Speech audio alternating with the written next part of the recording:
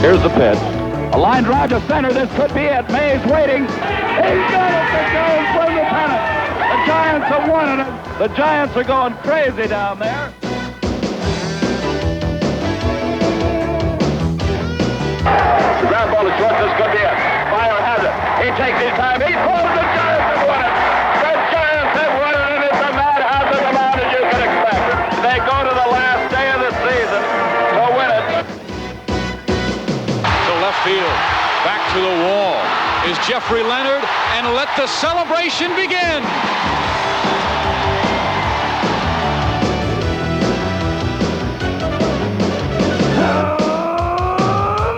Humm-Baby, it's gonna be fun. Yeah! Humm-Baby, it was fun. The story of the 1987 Giants. On August 10th, 1987, San Francisco beat Houston in a game that symbolized the Giants' rags-to-riches saga and brought them to the brink of first place. There they stayed for the rest of the season. What better way to tell the story of the 1987 Giants than to retell the story of that game? Live from Candlestick Park, it's the Houston Astros and the San Francisco Giants. Good evening, everyone. I'm Joe Morgan along with Duane Kuiper. And tonight we have the first of a four-game series between the Houston Astros and the Giants, fresh off of a four-game sweep of the Cincinnati Reds. What do you think about that, Duane? Well, for Giants fans and for the players in the organization, it couldn't have been a better weekend. They're only now one game back. The Giants are hot, the Astros are not. We'll be right back with the start of tonight's ball game right after these messages. But first things first, like a visit to the sunny climes of Scottsdale, Arizona for a personalized tour of the Giants spring training camp. I'll take it from here. This is Bob Brenly from the Giants spring training camp. Yesterday's starting pitcher, Mike Krukow. How you feeling today, Mike? I'm feeling real sore today. Rightfully so. What do you think about the sophomore jinx? I don't even want to talk about it. I'm sitting here talking to Giants first baseman number 22, Jack Clark. Whoa, Will Clark. Oh, yeah, that's right. I'm sorry. Talking with the newest Giant, Eddie Miller. And Eddie, I think the question that's on the minds of most Giants fans, as well as fans throughout the league, is why do they call you Diamond Head? Well, Bob, my head is shaped like a diamond. Well, Bob, you know, it's pretty tough right now being in Arizona, but, you know, I'm trying to stay within myself right now, and I'll give it 110% every restaurant I walk in. Jeff, I understand that you're the first computer-enhanced relief pitcher in the history of the game. That's why they call you Max Headroom. I had a real good time showing you guys around the Giants camp, but right now I got to get to work. So do the Giants. So back to the game against Houston and on to inning number one. Here's Joe Morgan. Count remains 3 balls, 2 strikes, 1 out.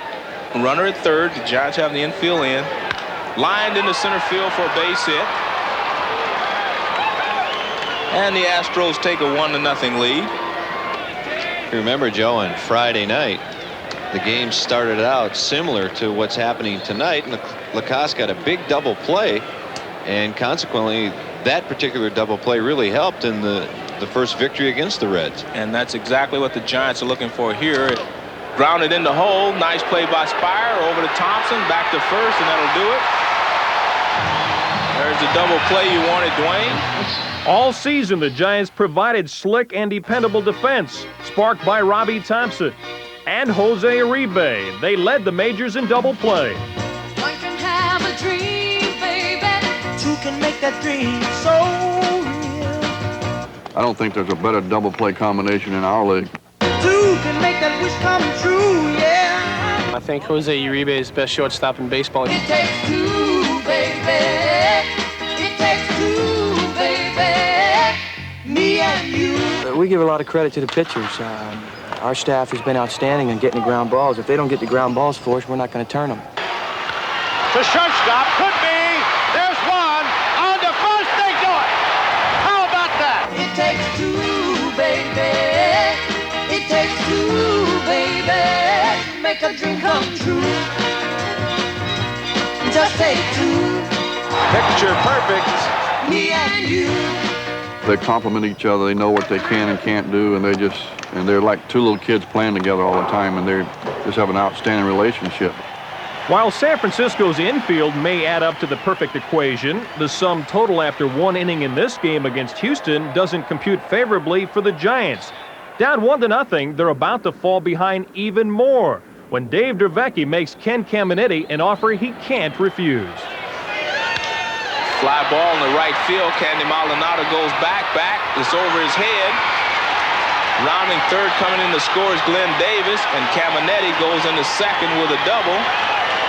And the Astros take a 2-0 lead. Not an unfamiliar predicament for the Giants, who struggled early in the season when they lost several key players to the ranks of the disabled. In fact, injuries came so early and often, the Giants ended up using 122 different lineups. Chris Brown suffered a broken jaw in May, the same week that shortstop Jose Uribe took to the sidelines for one of 3 visits. Add to that a disabled Robbie Thompson, and 3/4 of the starting infield was out of commission. That is something the Giants can ill afford, to lose A, an infielder, and B, Jose Uribe. There was about a 3-month period that our starting infield only had played 6 games together.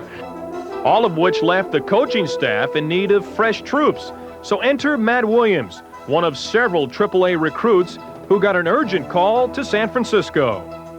Williams makes a nice play, the long throw, and he got him. No one got the Giants out of more predicaments than veteran Chris Spire, who filled any and all vacancies.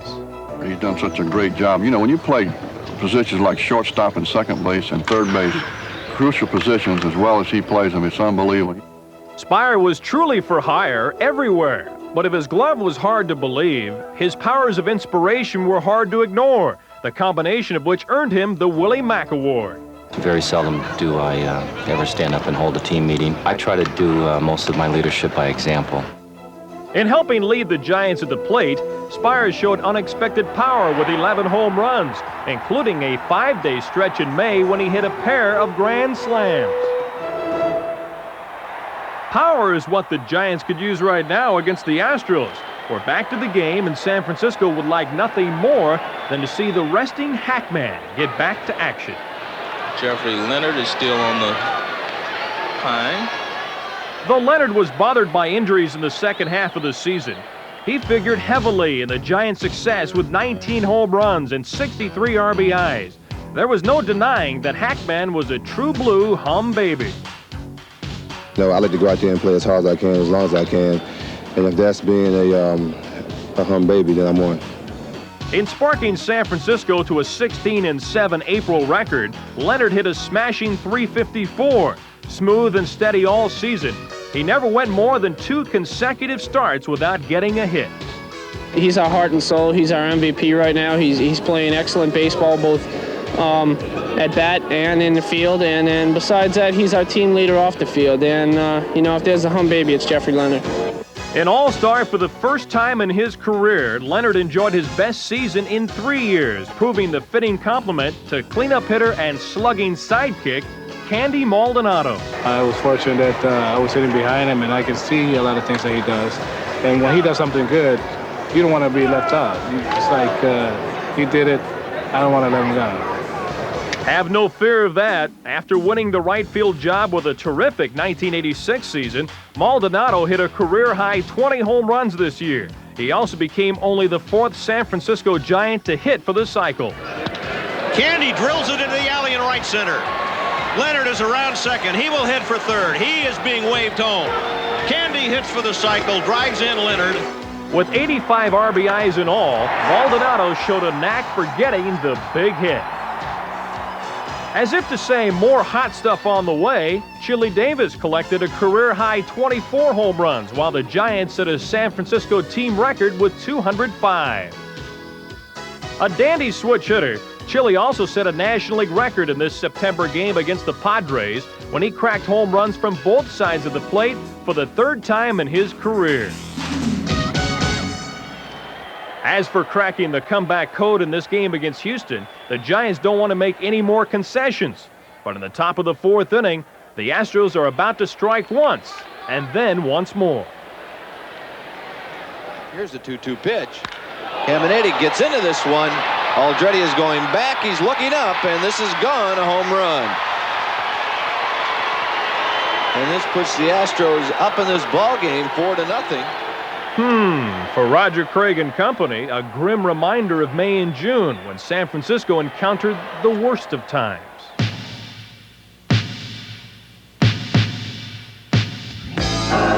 The Giants play below 500 and enter July the picture of despair.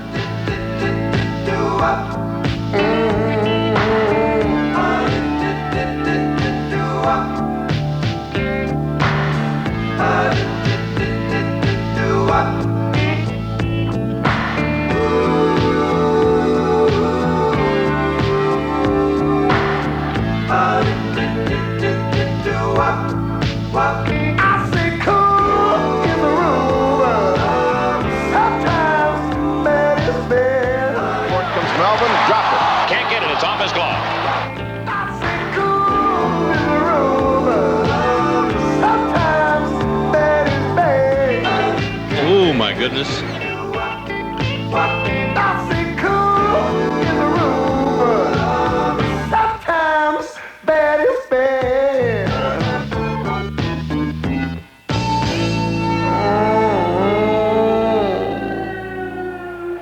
Bad as the news was, the Giants would turn the tide in July and post the best record in the West. Question is, could they turn it now against Houston's 4-run lead in the fourth? There's Roger Craig, the Humm-Baby. I don't think we can say enough about the job that Roger has done. And I'm not talking about just as a manager. I'm talking more as a psychologist. The psych. He's done an exceptionally fine job, because when the Giants came back from the Houston road trip, the last trip, I was a little down. Yeah, he made it sound like, well, we got him right where we wanted. Exactly. And I think the players believed that, and they kept fighting, and you see where they are now. By August 10th, the Giants were about to get a lasting taste of first place. If Humm-Baby was Craig's motto, patience and optimism were the sum and substance. I think I'm the luckiest manager in baseball. The attitude has just been unbelievable. They can't wait to come to the ballpark. It's fun playing for somebody like a Roger Craig because he takes the attack against everybody else. Roger gets the best out of us. He has the right type of attitude. He has the right type of positive thinking. He's definitely an outstanding manager. He's a good players manager. Their feeling is that let's stay close, fellas. In the 7th, 8th, and 9th inning, Roger will figure something to do to win. Well, it's the 5th inning now, and the Giants are counting on their master tactician, who will go on to be named Associated Press Manager of the Year. As we go to the Giant half of the 5th inning, Joel Youngblood's going to pinch hit for Dave Dravecky. There's a base hit in the center field by Joel Youngblood, so he gives the Giants a start here in the 5th. Chris Byers, the hitter. He's playing in place of Kevin Mitchell. There's a little looper in the short right field. A diving attempt, not in time. He can't come up with it. Joel Youngblood went all the way to third. And Mike Aldretti will be the hitter. Smashed into left field for right field for a base hit. Chugging around the third base will be Chris Byers. And it's a 4-1 ball game. I don't think you can say enough about the Giants bench in the 1987 season. To be sure, the Giants had a deep supporting cast. Besides Youngblood, there was Harry Spillman, Stanford's Mike Aldretti, Eddie Milner, and Bob Melvin. As for Melvin, he was a huge asset, throwing out 40% of all attempted base stealers. As if to say, at your service, Eddie Milner brought a dashing combination of speed and defense, plus a slick stick down the stretch. Harry Spillman was a prince in the pinch. Witness this clutch home run at Candlestick. Long home run, I'd say. Upper deck. While Spillman proved to be a trusty temp, veteran Joel Youngblood was equally reliable, tying Spillman with 13 pinch hits, most on the team and 4th best in the league. No member of the Giants supporting cast showed more far-reaching talent than Mike Aldretti, who sparkled at every position he played. My role is still the same. I'm contributing to the ball club, doing what I can, and doing what I can when I'm asked. Ask and you shall receive, declared Aldretti, who obliged the Giants by filling in at 4 positions and hitting a most impressive .325. With such a deep cast, the Giants were understandably confident when trailing Houston in the 6th. After all, behind every successful team, there's a great bench, and the Giants were no exception. Sometimes that spot in the dugout can be awful lonely. But with the sweep of the Reds this weekend, I'm sure that Roger Craig does not have that lonely feeling. Nothing like a pair of critical sweeps against the league's division leaders to lift a team's spirit, and nothing like improving one's identity by putting a halt to the raging St. Louis Cardinals, who were the Giants' first victims. There goes Coleman, and he's out. Well, Brenly's one of the best in the business at throwing out runners. The Cardinals may be one of the best in the running business, but in this late July series, the Giants' defense closed up shop. Besides turning 8 double plays in the first 2 games, San Francisco managed to keep Vince Coleman grounded.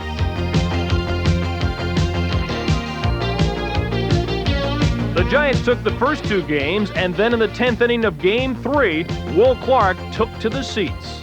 That one's hit a long way. It is gone. A home run. Giants win it on a 3-run home run by Will Clark. In Game 4, Vince Coleman tried to rally the Cardinals, but again, it was no-go. There is the throw out. Coleman is picked off, and he has had himself a tough series here. That was only the start of the inning. Hit on the ground, double play. Can they turn it? They do. And this half inning has characterized the way this series has gone here in Giantland. A 4-game sweep of St. Louis. And then much ado at Candlestick 2 weeks later, when the West Division leading Cincinnati Reds came to town.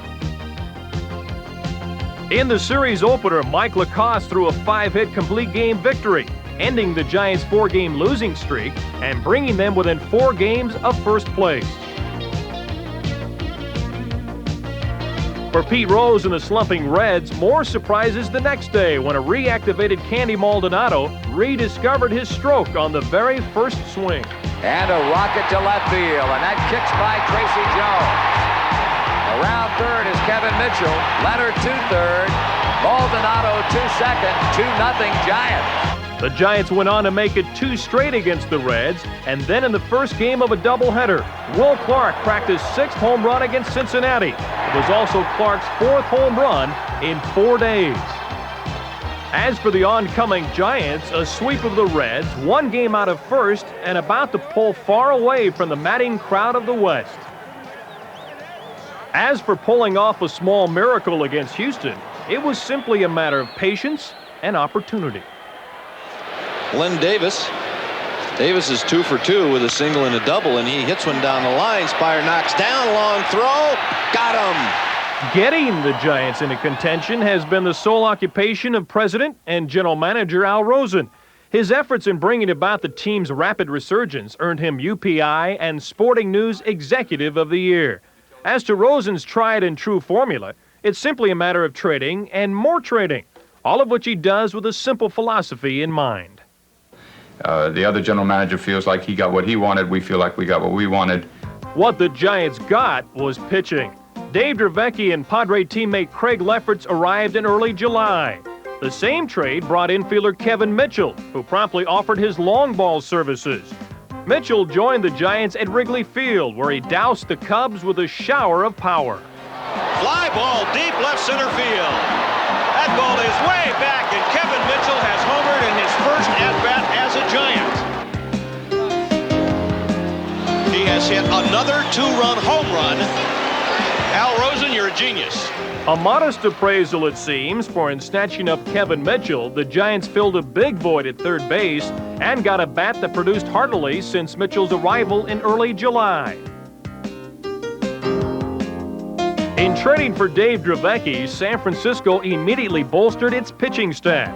If Giants pitching had been inconsistent before his arrival, Dravecky's 6 wins in his first 8 decisions helped bring fresh respect. Our job is basically to keep our ball club in the game, hopefully through the 7th inning, and then allow the reliever to come in and slam the door shut. That means bringing on Craig Lefferts. Acquired in the same trade that brought Dravecky, Lefferts helped the Giants maintain command down the stretch. Don Robinson had no trouble commanding last rights on the opposition. Also a choice pickup, Robinson collected 19 saves. He's strong, he can pitch, he can start, he can go in the middle, he can pitch late, and most of all, he's got a terrific bat. I don't know whether you realize that he's some kind of hitter. Rosen made some kind of deal in August when he plucked Rick Russell from the Pirates. Besides being a serious contender for the Cy Young Award, Russell won the league's Gold Glove Award, dispelling any notions that he may have lost his stuff.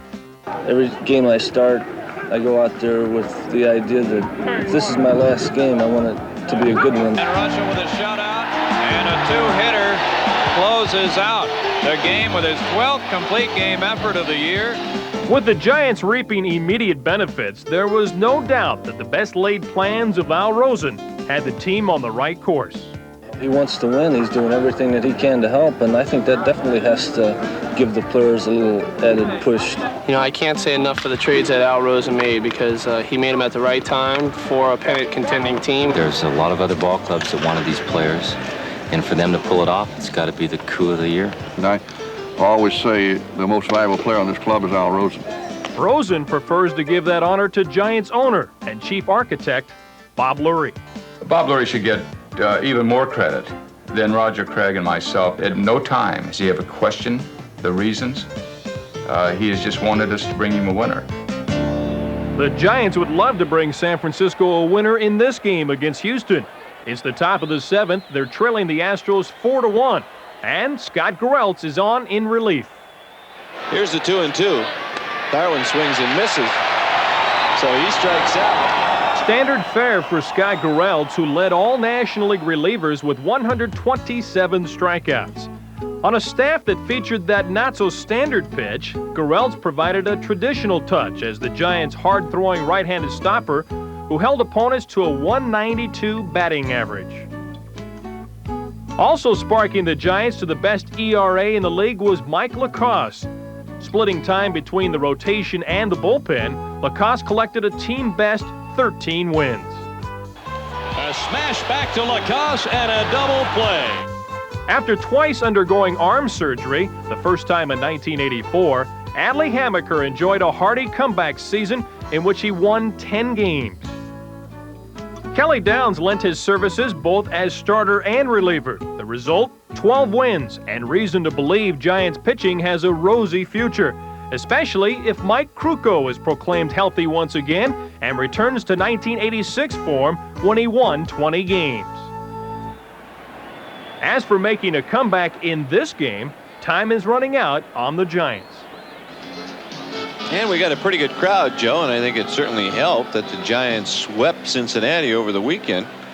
Nice night here at Candlestick, as we see some of the fans here at Candlestick enjoying themselves. The spirit of Giants baseball produced almost 2 million fans and a club attendance record. Such were the joys in Humm-Baby land. Gotta say, baby, when you see these Giants feel, baby, when you watch them play, baby, it's gonna be fun. Yeah. Humm-Baby! Humm-Baby! Humm-Baby! Humm-Baby.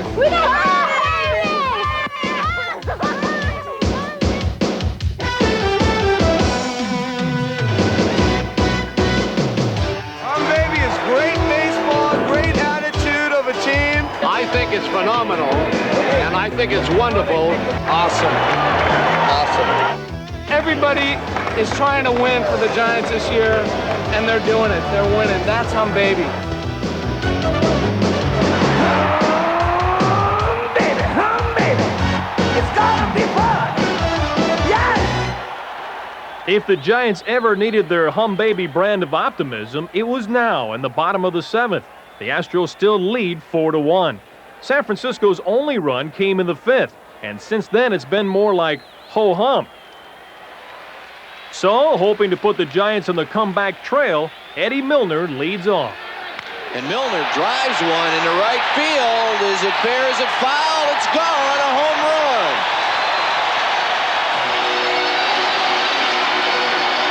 One and two the count to Candy Maldonado. Mike Aldrete is now at second base. Here's the 1-2 to Maldonado. He lines one into left field down the third base line. Aldrete is going to score easy. Maldonado rounding first.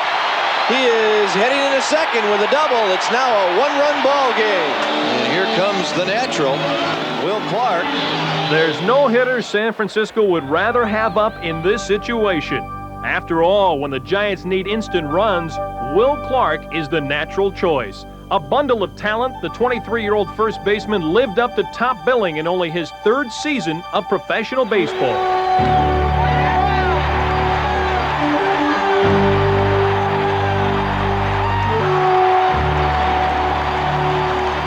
Besides a team-leading 91 RBIs and a .308 average, Clark collected 35 home runs, most by a Giant first baseman since Willie McCovey hit 39 in 1970.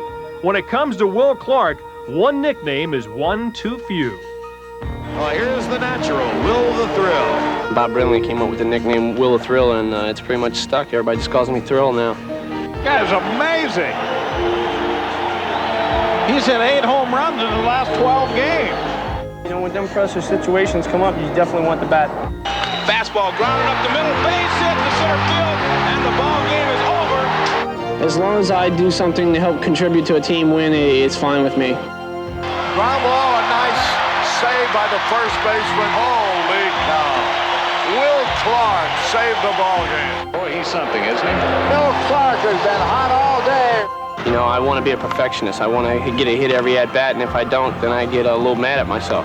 Clark could hardly despair of his 1987 numbers, which proved that in San Francisco, when there's a will, there's a way.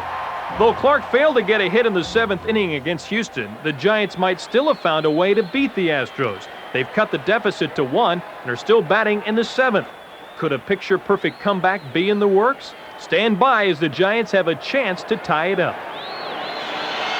The Giants have brought the excitement back to Candlestick here in the 7th inning. So here's Bob Brenly.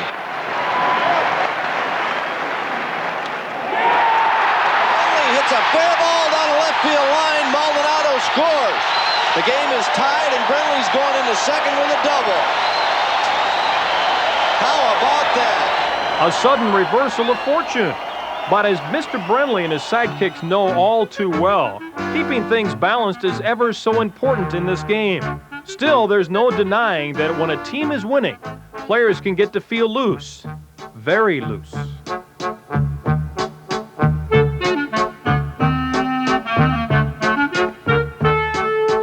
A few of the guys that will keep this ball club loose, even when we lose some tough games. Case in point, the one and only Captain Kangaroo, Bob Brenly. My specific title is just the secretary of the Kangaroo Court. A lot of the cases are only funny if you word them in the right way. I slipped on the turf and the ground ball hit me in the mouth. And they said I was trying to block the ball with my gold tooth, my bulletproof tooth.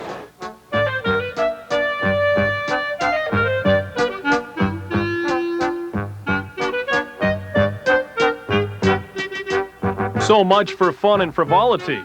Time now to summon the cavalry and untie the score against Houston.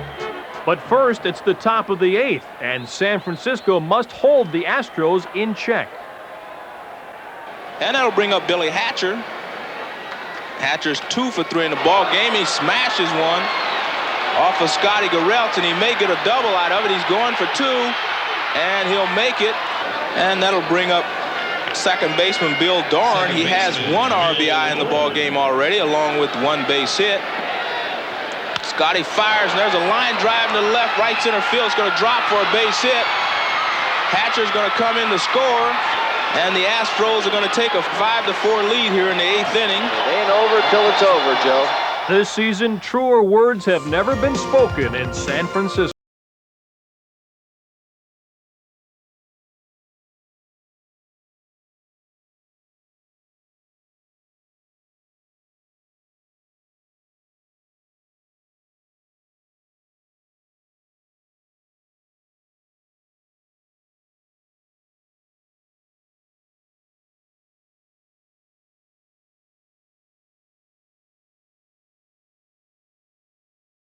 So the Giants explode.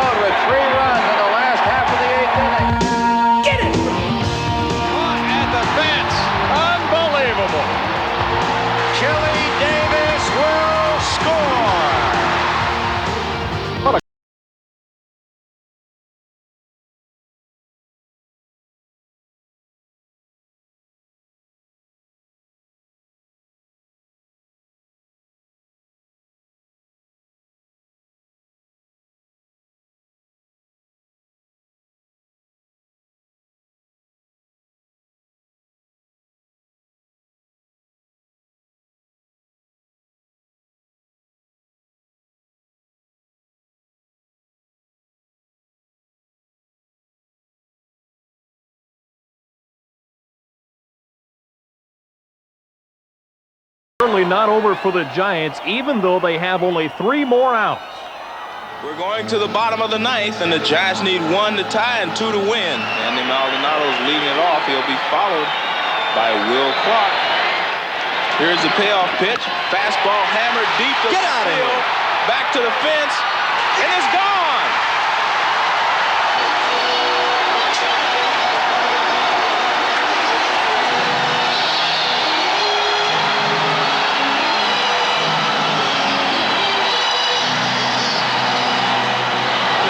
Bring up Will Clark.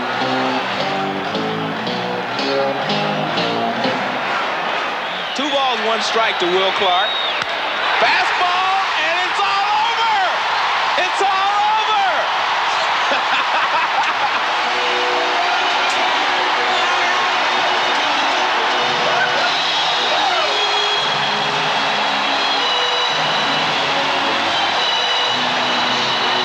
Can you believe it, Duane?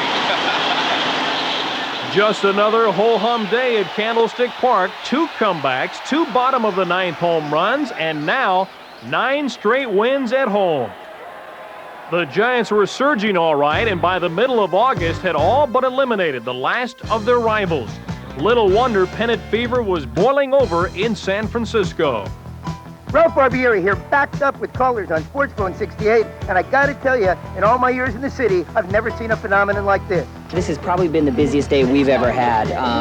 Our sales are just phenomenal. It's an unbelievable feeling. I've been following the Giants forever and ever and ever. I can't wait to see the Giants do well, and I think it's great for the city of San Francisco and everybody between here and Monterey.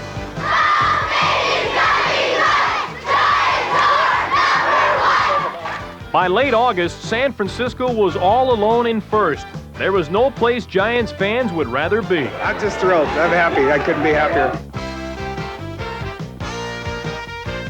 We love them. They're going to go all the way. We've waited a long time for this. They're number 1. Needing 1 more win to clinch their first title in 16 years, the Giants headed to San Diego on September 28th, accompanied by legions of fans. In San Diego, it didn't take long for Giants fans to get a taste of that clinching sensation as San Francisco busted out with a record-tying 2 pinch-hit home runs, the first courtesy of Jeffrey Leonard. He swings it as a drive to deep left field, away back, kiss it goodbye! An inning later, with the score tied, it was time for Chili Davis to use his clout. High in the air and struck well to right center. Tony Gwynn going back. See you later. For both Leonard and Davis, career home runs number 100. And for the Giants, a chance to win it in the 8th when reliever Don Robinson came up. Kiss it goodbye. Home run for Don Robinson. Robinson's home run put the Giants ahead, and then his fastball took care of the rest. Swung on, fly ball to left field. Back goes Leonard. He's at the track. He makes the catch, and the Giants have won the Western Division. And on the field go the Giants.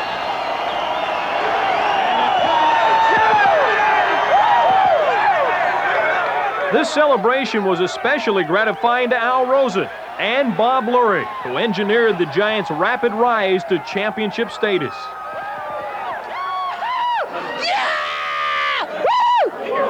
If ever a team deserved to take a champagne bath, this ball club did. We're going to win it all. That's all. We're going to win it all. You know, we got the momentum going. We got a good, outstanding ball club, and we're a team of destiny. Getting a hero's welcome, the Giants came home to celebrate in Humm-Baby style. San Francisco fans couldn't wait to embrace the new champions of the National League West. Next stop, St. Louis, Missouri. Time for the Giants to meet the East Division winning Cardinals and greet the national spotlight. Game 1 featured a host of Cardinal surprises, most of all Greg Matthews, a last-minute replacement who was full of the unexpected at the plate. Besides driving in 2 runs, Matthews threw 7 1/3 innings of 4-hit ball. He then left the rest to Cardinal relievers, who sealed the 5-3 win and put St. Louis up 1-0.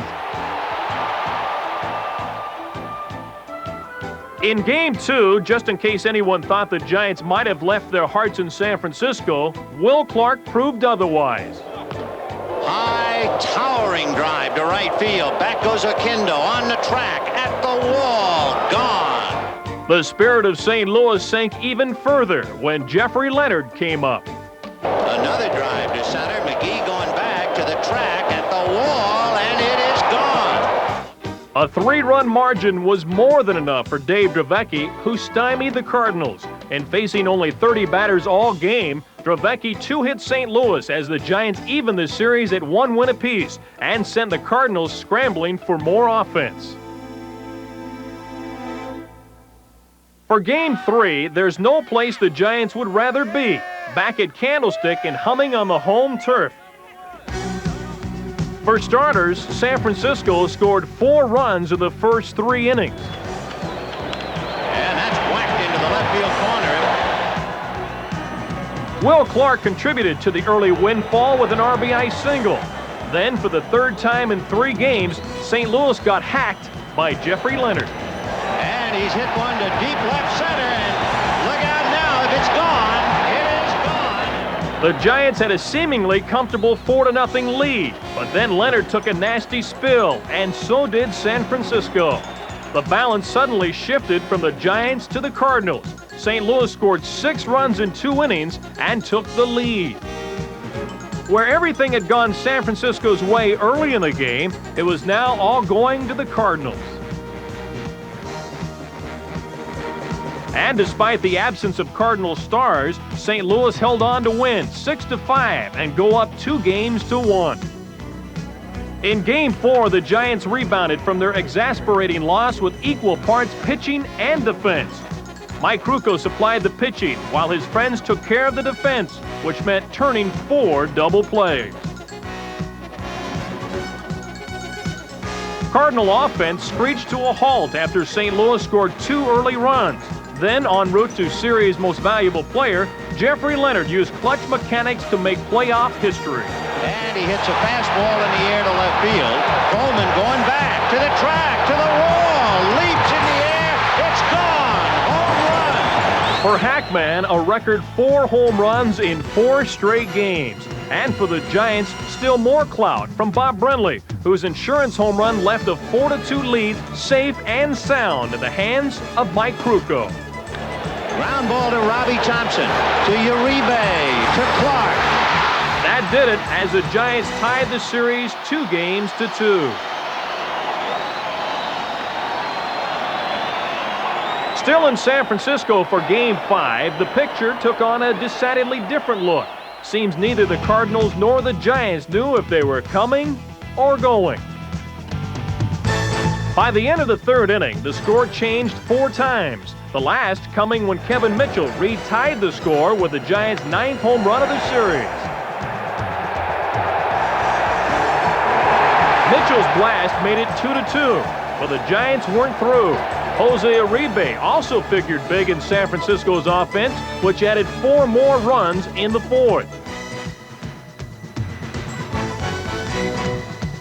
From then on, Joe Price, who started the season in the minors after arm surgery, figured out Cardinal hitting just right. In 5 innings of relief, Price allowed 1 hit, becoming yet another unlikely hero in San Francisco's comeback story. Ground ball to Robbie Thompson. There it is. Victory for the Giants, and 1 win away from the pennant. On to Game 6, and back to St. Louis.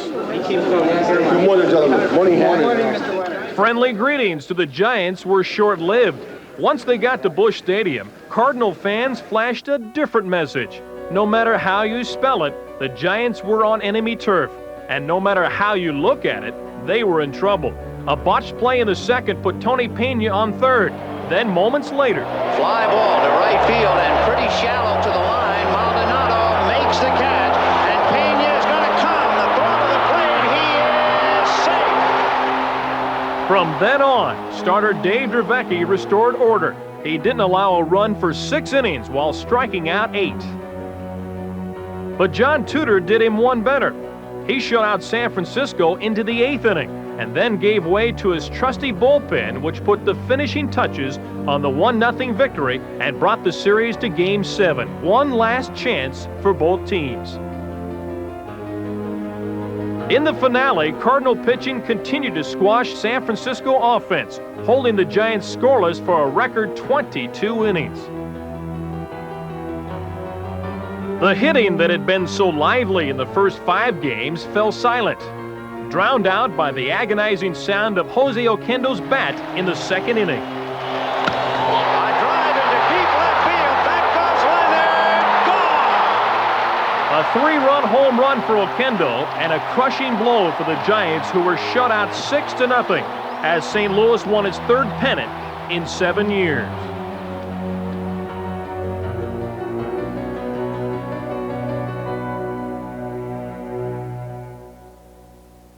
For the Giants, great expectation turned to great frustration. But while they felt anguish in losing to the Cardinals, the pain was soothed when the Giants came home to a heartwarming welcome. Together, the team and the fans had survived their share of empty Octobers. And now, just 2 years after losing 100 games, the Giants had risen to the top of the National League West. Champions. Champions.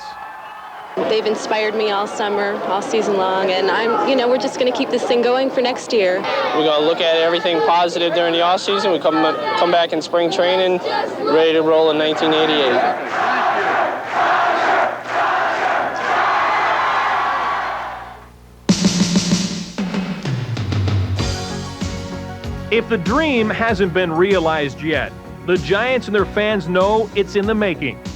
These may not be the best of times in San Francisco, but they're about to be.